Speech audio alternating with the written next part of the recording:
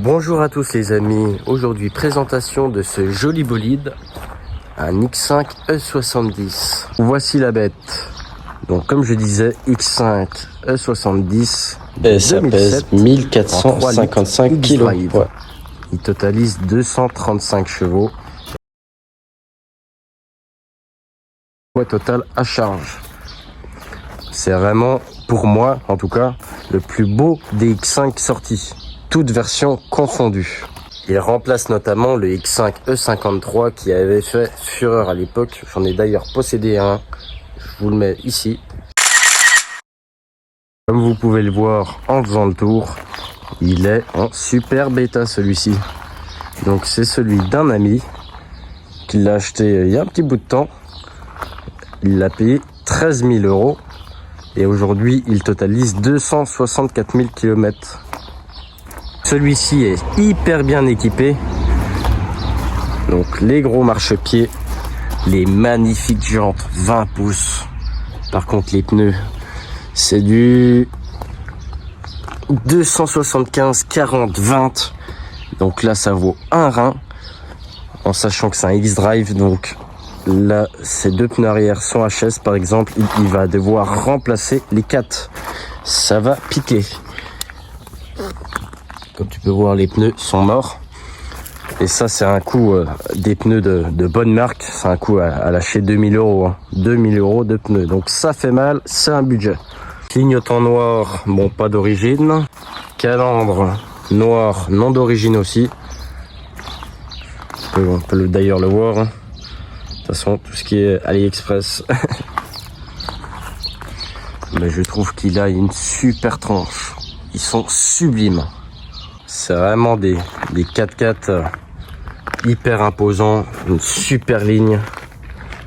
Ils sont énormes. Les échappements, bon, hop. Il est magnifique. Oh yeah. Hop.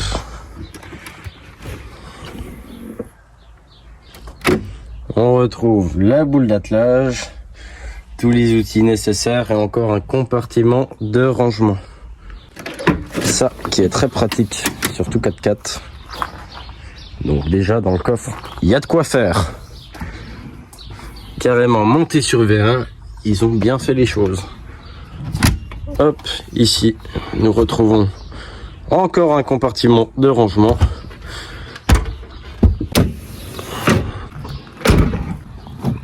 Pour les places arrière, comme on peut le voir, c'est hyper spacieux.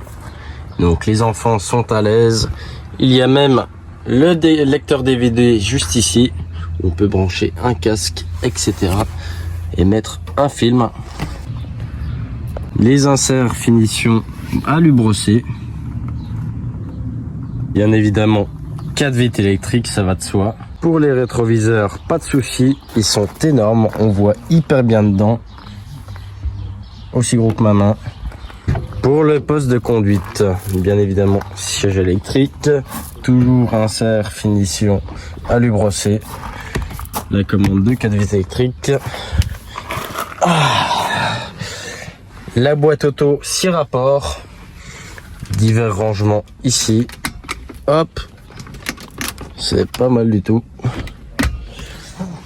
Spacieux. Le tour ouvrant. Ciel de toit noir. GPS. Et tout le bazar habituel. Pour les sièges, comme les sièges sport. Hop. On enclenche la clé dans le boui-boui. Hop.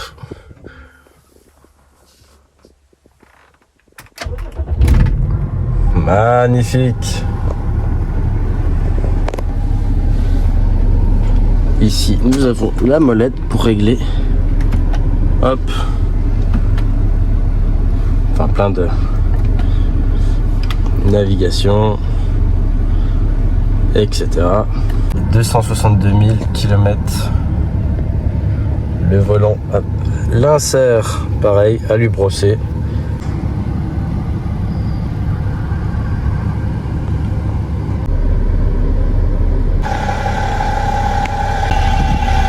On passe au compartiment moteur. Hop là, le beau 6 cylindres de famille. Bloc ABS, on dirait qu'il est tout neuf. On ne voit pas grand chose, évidemment, il y a des cages de partout. Ah, on peut voir que il y a déjà le capteur de pression FAP qui a déjà dû être remplacé. Parce que oui, il possède le FAP, ce modèle-ci.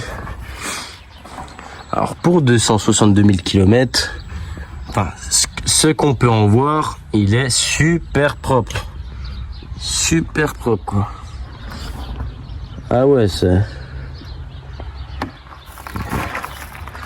Il a l'air d'être vraiment sain. En dessous, cache plastique au large. On ne peut rien voir du tout. Sublime.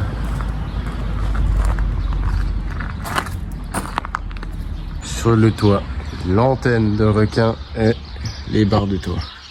L'entourage en Shadowline noir. Pour les vitrages, ils sont semi-teintés d'origine. Paraît pas peut-être en vidéo, mais c'est un monstre. Il est énorme.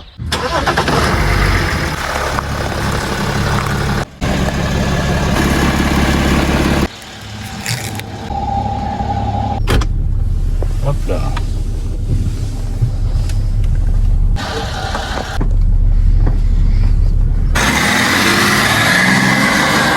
Ce qui est clair, c'est qu'on est à l'aise dans ce genre de véhicule.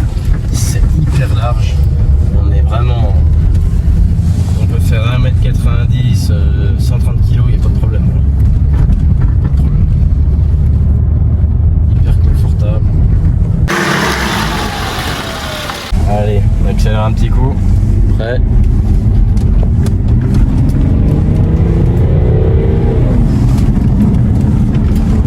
Ça répond pas mal, hein.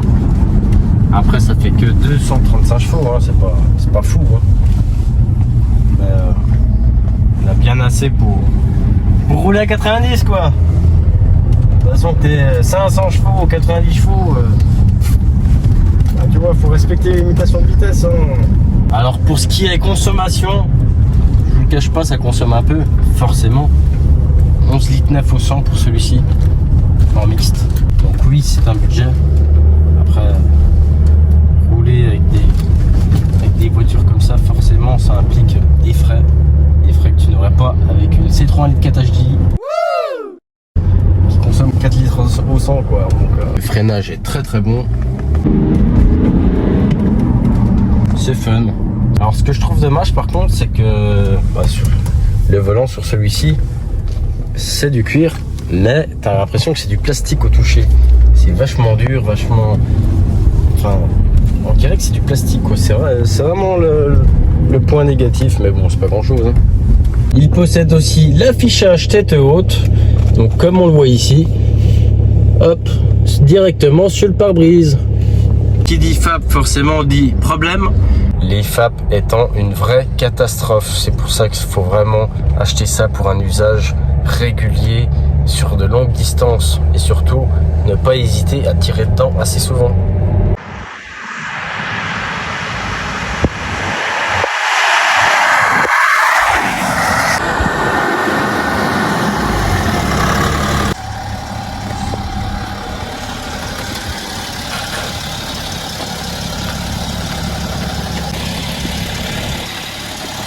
Donc oui les amis, j'adore. De toute façon moi j'adore les X5.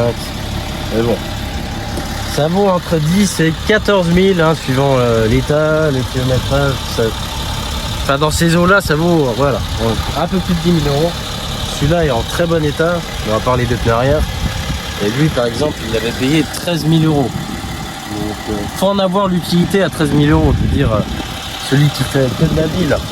Ou qui, si c'est pour emmener ses pieux à l'école faire 5 km, ça sert absolument à rien. Et à 12 litres au 100, c'est pas viable. Autant acheter une C3. Waouh!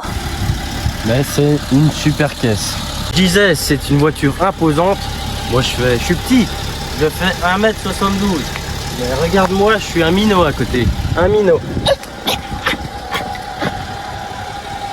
On est tout petit, quoi. Oh là là, oh le nain. Donc voilà les amis, la présentation de ce magnifique X5 et 70 est terminée. J'espère qu'elle vous a plu. N'hésitez pas à liker, à partager, mettre un commentaire. Je lis tous vos commentaires, les amis. Mais pour moi, c'est l'un des plus beaux X5. Bah, c'est le plus beau X5 sorti, toute génération. Pour moi, en tout cas. Sur ce, je vous dis à plus. Ciao!